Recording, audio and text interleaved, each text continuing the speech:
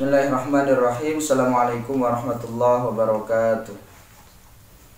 Alhamdulillah tsumma sholatu wassalamu ala Rasulillah wa ala alihi washabihi wa mawala, la haula wala quwata illa billah. Kawan-kawanku, marilah kita berdoa sebelum kita mulai mengaji dan kuliah tahsin maupun qiraatul Quran. Ila hadratin Nabi Mustafa Muhammad Rasulullah sallallahu alaihi wasallam wa jami' auladihi wa azwajihi wa dhurriyyatihi wa silsilatihi wa jami' ahli baitihi al-kiram wa jami' ikhwanihi min al-anbiya wal mursalin wa awliya wasyuhada was-shalihin wa jami' tabi'in wa man tabi'ahum bi ihsan ila yaumiddin wa jami' ahli silsilatil Qur'anil azim min ana ila Rasulillah sallallahu alaihi wasallam wa ila jami' awliya ta'ala min masyariqil ardi ila magharibiha bariha wa bahriha wa min yaminiha ila shimaliha wa nakhusu khususan ila hadira Syekh Abdul Qadir Al-Jailani wa ila jami'il muslimin wal muslimat wal mu'minina wal mu'minat al ahya'i minhum wal amwat khususan ila jami'i talamidhi fi ayna makan talamidhi min Jami'ah UIN Raden Intan Lampung wa ila hadrati jami'i talamidhi fi ma'had tahfidzil Quran Al-Quds wa usulihim wa furu'ihim. Allahu yanfa'una bi'ulumihim Allahu yanfa'una bi'ulumihim Allahu yanfa'una bi'ulumihim wa barakatihim wa hurmatihim syai'ulillah. Al-Fatihah. A'udzubillahi minasyaitonir rajim. Bismillahirrahmanirrahim. Alhamdulillahirabbil alamin. Rahmanir rahim. Maliki yaumiddin. Iyyaka na'budu wa iyyaka nasta'in. Ihdinas siratal mustaqim. Siratal ladzina an'amta 'alaihim ghairil maghdubi 'alaihim waladdallin. Amin. Oke, kawan-kawanku yang berbahagia, kita lanjutkan pada pertemuan yang selanjutnya, ialah masih dengan kitab Al-Bayan fi Ahkam wa Tajwidil Quran.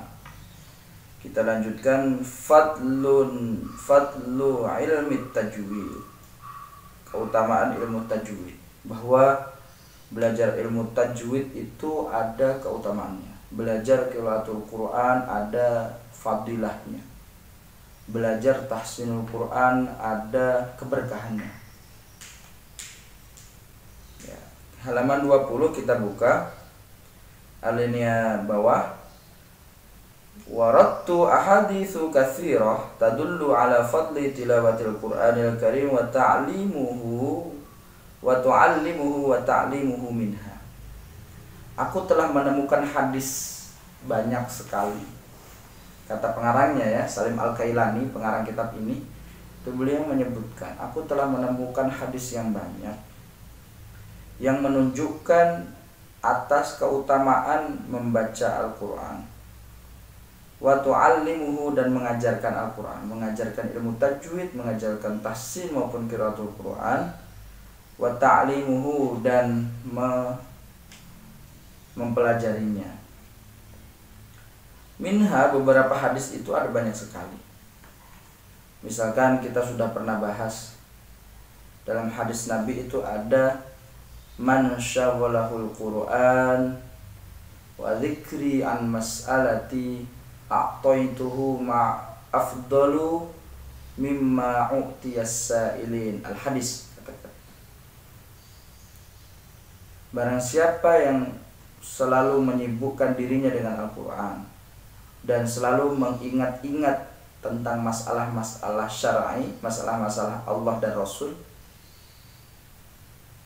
kemudian akan diberikan kepadanya, akan diberikan sesuatu yang lebih mulia daripada orang yang meminta.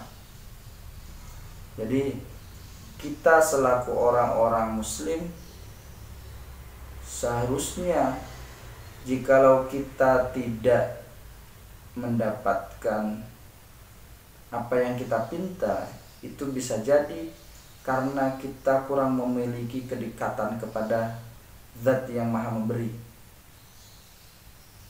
Untuk dekat kepada Zat yang Maha Pemberi, kita diharuskan membutuhkan sebuah wasilah.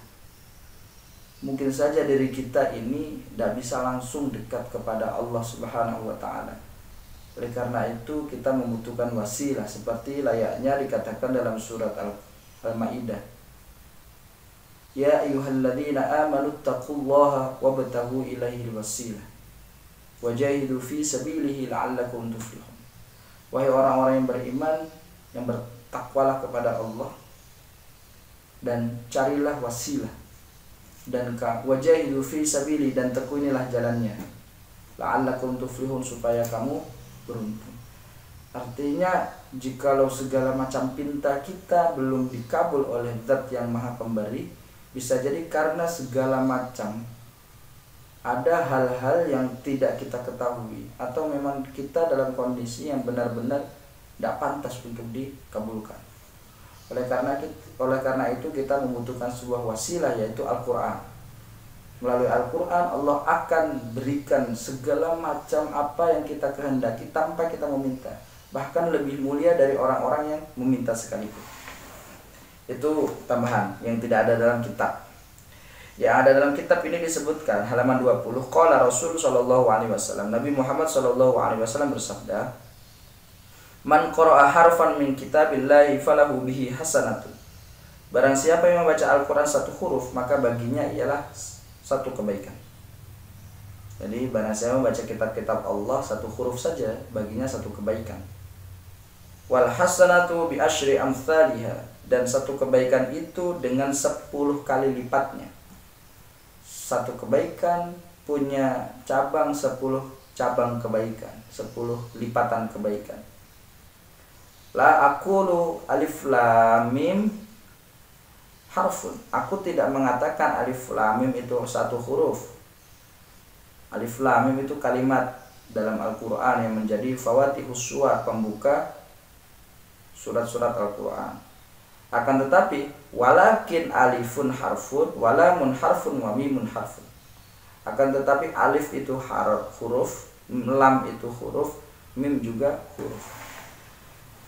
Ini menunjukkan apa? Bahwa setiap orang yang membaca Al-Quran satu hurufnya akan bernilai 10 kebaikan.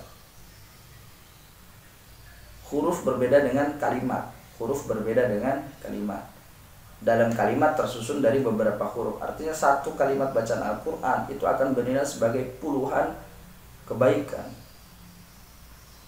Makanya inilah beruntungnya kita umat Muhammad yang telah diturunkan Al-Quran.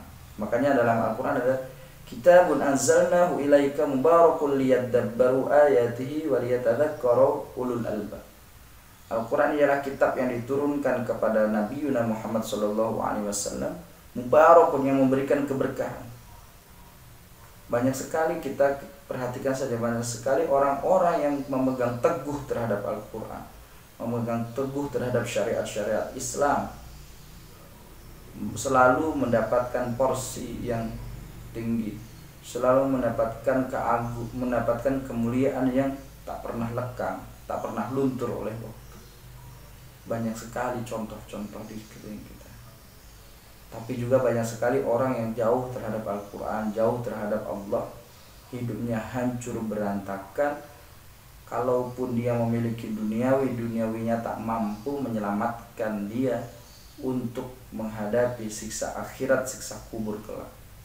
A'udzubillah min dzalik. Oleh karena itu, ibadah membaca Al-Quran ini merupakan ibadah yang paling ringan, karena tidak perlu modal, cukup dengan kemauan yang tinggi dan usaha yang keras. Itu saja. Insya Allah kita akan menjadi hamba yang senantiasa terus bercakap-cakap kepada Allah, seperti layaknya Nabi Musa alaihi salatu wassalam bercakap-cakap kepada Allah. Wa kallamallahu Musa taklima dalam surat An-Nisa. Nah, itu artinya Nabi Musa bercakap-cakap kepada Allah secara langsung. Kita umat Muhammad juga mampu bercakap-cakap kepada Allah dengan cara apa? Dengan cara membaca Al-Quran. Kita lanjutkan. Hadis yang kedua, halaman 21. Qala Rasul sallallahu alaihi wasallam, mathalul mu'min alladhi yaqra'ul Qur'an kamathalil utrujah. Perumpamaan orang mukmin yang membaca Al-Quran seperti buah jeruk. Seperti buah jeruk. Rihuha thayyibun wa ta'muha thayyibun. Rasanya manis dan aromanya manis, dan rasanya pun manis. Rih itu aroma, rihuha thayyibun, aromanya manis, wa ta'muha thayyibun, dan rasanya pun manis. Thayyib itu manis, baik itu maknanya. Jadi orang mukmin yang baca Quran, orang yang memiliki keimanan kepada Allah, orang yang yakin kepada Al-Quran, kemudian rajin membaca Al-Quran, itu rasanya dirinya seperti layaknya buah jeruk, dipandang sedap, dilihat tentram, kemudian ketika dekat dengannya pun mendapatkan ketentraman juga. Karena apa? Karena Al-Quran yang sudah bersemayam di dalam dirinya. Banyak sekali manusia-manusia Quran yang sudah ada di Indonesia ini, mereka hafal Al-Quran, kemudian mendapatkan kehidupan yang benar-benar sakinah, mawaddah, warahmah, yang benar-benar pancaran dari Al-Quran. Matsalul mu'min alladzi la yaqra'ul Qur'an kamatsalit tamrah la rihalaha wa ta'muha khulwun. Perumpamaan orang mukmin yang tidak baca Quran, ini orang mukmin yang tidak baca Quran itu seperti tamrah, buah kurma. La rihalaha, tidak ada rasa, tidak ada aroma untuk kurma. Wa ta'muha khulwun, dan rasanya manis. Orang mukmin yang enggak baca Quran itu seperti buah kurma, tidak ada rasanya, tidak ada aromanya, tapi rasanya manis. Tidak ada aromanya, tapi rasanya manis. Itu pun masih enak. Yang penting kamu iman kepada Allah, iman kepada Al-Quran, dan yakin terhadap nilai-nilai Al-Quran. Walaupun kamu belum membaca Al-Quran, belum fasih membaca Al-Quran, kamu tetap memiliki rasa yang manis walaupun tidak beraroma. Fungsinya aroma ialah apa? Ketika kamu memiliki aroma tertentu yang menarik perhatian, sehingga seseorang akan mau bergabung membaca Al-Quran, mau mengikuti dirimu untuk membaca Al-Quran. Tapi kalau kita tidak beraroma, tidak tahu kalau kita itu baik. Tapi kalau kita sudah memancarkan aroma yang baik, orang pasti akan mengikuti kemanapun kita berada. Kemudian wa matsalul munafiq alladzi yaqra'ul Qur'an matsalur raihanah kamatsalir raihanah rihuha thayyibun wa ta'muha murr. Orang-orang munafik yang membaca Al-Qur'an, orang-orang munafik yang membaca Al-Qur'an itu seperti buah raihanah. Buah raihanah itu apa? Buah raihanah itu rihuha thayyibun. Aromanya baik, manis, wa ta'muha murr, dan rasanya pahit. Buah raihanah itu gambaran orang-orang munafik, sehingga orang munafik itu menjadi orang yang paling dibenci dalam Al-Quran. Termaktub dalam surat An-Nisa, fid darkil asfali minan nar, di keraknya neraka tempatnya orang munafik itu. Na'udzubillah min dzalik.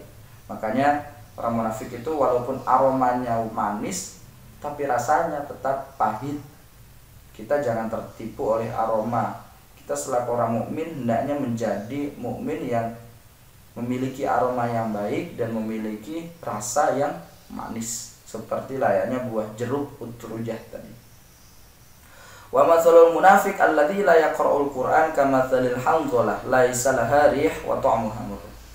Orang-orang munafik yang tidak membaca Al-Qur'an, munafik ini bukan berarti mereka tidak Islam. Mereka Islam. Mereka Islam. Tapi keislaman mereka itu hanya untuk menutupi kemunafikan atau kekafiran dirinya. Maka dalam Al-Quran itu ada kan, wa idza laqul ladzina amanu qalu amanna wa idza khalau ila syayatinihim qalu inna ma'akum. Kalau ketemu orang mukmin dia ngomong iman, tapi kalau sudah kembali ke kelompok mereka orang-orang kafir, mereka mengatakan inna ma'akum, aku masih bagian dari kalian. Ini orang munafik ini, orang munafik, tipe munafik banget ini.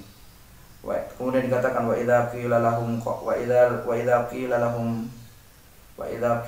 la tufsidu fil ard qalu innama nahnu muslimun. Kalau dikatakan kepada mereka orang-orang munafik itu, jangan berbuat kerusakan, justru mereka malah mengatakan kami ini orang yang melakukan perbuatan perbaikan. Kami selalu orang yang melakukan perbuatan perbaikan, yang selalu memperbaiki. Inilah kesombongan orang-orang munafik. Dia iman tapi keimanannya hanya untuk menutupi kekafirannya. Sangat jelek sekali. Orang munafik yang tidak baca Quran itu seperti buah hanzalah, tidak ada rasanya dan tidak ada aromanya. Rasanya pahit, aromanya pun tidak enak. Lanjut ke hadis yang ketiga. Qala Rasul sallallahu alaihi wasallam, la hasada illa fisnatain rajulun 'allamahullahul Qur'an fa huwa yatluhu ana al-laili wa ana an-nahar. Tidak boleh berlaku hasud kecuali kepada dua perkara atau kepada dua orang. Jadi kita tidak boleh hasad, tidak boleh dengki kecuali kepada dua orang. Tidak boleh pengen kecuali hanya kepada dua orang. Pertama, allamahullahul Quran, orang yang mengajarkan Al-Quran, orang yang telah diajarkan oleh Allah Al-Quran. Artinya orang yang telah punya Al-Quran. Kemudian fahuwa yatluhu ana al-laili wa an-nahar wa ana an-nahar. Kemudian dia membaca sepanjang malam dan sepanjang siang. Fasami'ahu jarun lahu faqala laitani utitu mithla ma utiya fulan fa'amiltu mithla ma ya'mal. Kemudian tetangganya pun mendengar. Kemudian tetangganya berkata, ya laitani utitu, jikalau saja aku diberikan seperti apa yang telah diberikan kepada fulan itu, aku pasti akan mengamalkan apa yang telah dia amalkan. Artinya kita perlu iri terhadap orang-orang yang sudah diberikan Allah Subhanahu wa taala Al-Qur'an, kemudian beliau rajin membacanya. Kita perlu iri dengan kelompok-kelompok itu. Jadi dalam hadis Nabi diperbolehkan berlaku iri, diperbolehkan, tapi dengan iri terhadap orang-orang yang melakukan kebaikan. Iri bukan dalam rangka negatif, tapi iri dalam rangka bagaimana kita bisa meniru perbuatan kebaikannya itu. Tidak apa-apa. Jadi ada orang baca Al-Quran, orang-orang yang diberikan Al-Quran, kemudian tiap malam dia baca, sepanjang hari dia baca, kemudian sampai terdengar tetangganya ngomong, kalau saja aku diberikan seperti layaknya yang telah Allah berikan kepada fulan, yaitu Al-Quran, aku pasti akan mengamalkan seperti layaknya fulan mengamalkan. Artinya itu tetangganya aja sampai pengen seperti seseorang yang diberikan Al-Quran. Yang selanjutnya, warajulun atahu Allahu malan fahuwa yuhlikuhu fil haq. Yang kedua ialah seseorang yang telah diberikan Allah harta, popularitas, fahuwa yuhlikuhu fil haq. Namun harta itu dan popularitas itu dihabiskan semua untuk kebaikan. Faqala rajulun ya laitani utitu mithla ma utiya fulan fa'amiltu mithla ma ya'mal. Sampai seseorang yang mendengar, seseorang itu berkata, kalau saja aku diberikan seperti layaknya fulan itu diberikan karunia berupa harta dan popularitas tadi, fa'amiltu mithla ma ya'mal, maka aku pasti akan mengamalkan seperti apa yang telah dia amalkan. Ini kita iri hanya kepada dua kelompok itu. Pertama, orang yang diberikan Al-Quran, sepanjang hari dia baca Al-Quran, sepanjang malam dia baca Al-Quran. Yang kedua, iri terhadap orang yang telah diberikan harta dan segala macam bentuk duniawi, namun dihabiskan semua untuk kebaikan, untuk kebenaran, untuk syiar agama, untuk bangun pesantren, untuk bangun majelis, untuk ngaji dan segala macam. Itu iri dengan dua kelompok. Kita jangan iri dengan mereka yang punya duniawi banyak, namun pelit terhadap itu. Kalau pelit apa? Sayutawwaquna ma bakhilu bihi yaumal qiyamah. Kalau pelit telah akan dikalungkan apa yang telah mereka pelitkan itu di akhirat dengan sangat memberatkan mereka. Jadi jangan sampai kita pelit. Yang terakhir, qala Rasul sallallahu alaihi wasallam, mathalul ladzi yaqra'ul Qur'an wa huwa hafizul lahu ma'as safaratil kiramil bararah. Perumpamaan orang yang membaca Al-Qur'an ialah orang yang mendapatkan penjagaan, ma'as safaratil kiramil bararah, bersama malaikat as-safarah al-kiramil bararah. Jadi orang yang baca Quran itu bersamanya ialah malaikat-malaikat hafadzah.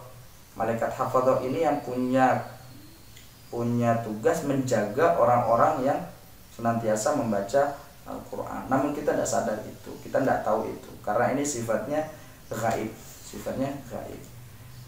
Kemudian wa mathalul ladzi yaqra'ul Qur'an wa huwa yata'ahaduhu wa huwa 'alaihi syadidun falahu ajrani. Dan perumpamaan orang yang membaca Al-Qur'an kemudian yata'ahaduhu, dia terbata-bata membacanya, susah membacanya.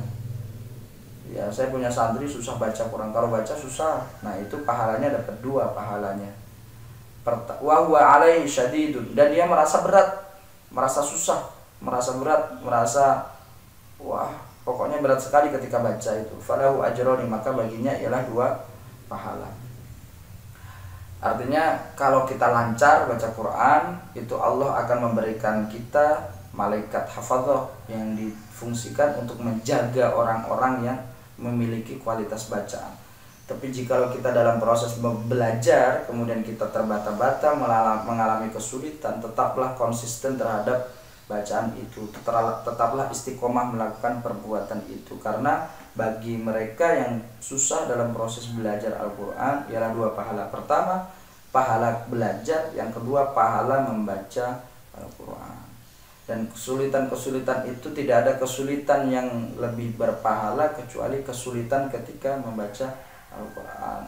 Kamu sulit ngadepin dunia, ini tidak berpahala. Tapi ketika kamu sulit menghadapi Al-Quran, insya Allah akan bernilai sebagai pahala. Dan pahala itu akan dilipatkan dengan 10 kali lipat layaknya satu huruf. Satu huruf mempunyai satu kebaikan, memiliki 10 kali kebaikan. Dan itulah balasan-balasan bagi kita semua yang mau belajar qiraatul Quran maupun tahsinul Quran dengan serius. Mari kawan-kawan kita semua belajar dengan serius. Ayo kita bakar lagi semangat kita yang selama ini sudah melempem. Kita bakar untuk menjadi muslim yang kembali kepada Al-Quran, kembali kepada hadis, kembali kepada ulama-ulama yang notabene dahulu-dahulu selalu menghafal Al-Quran, selalu belajar ilmu-ilmu agama, dibarengi dengan ilmu-ilmu yang sudah ada di kampus tentunya. Dan kita tutup kuliah kita pertemuan kali ini dengan bacaan Alhamdulillahirabbil alamin. Dan jangan lupa tetap istiqomah belajar baca Al-Quran. Ingat tugas kita setiap minggu 1 juz harus dilaksanakan. Akhirul kalam, Allahumma fiqil aqwamit thoriq, hadanallahu wa iyyakum ajma'in. Assalamualaikum warahmatullahi wabarakatuh.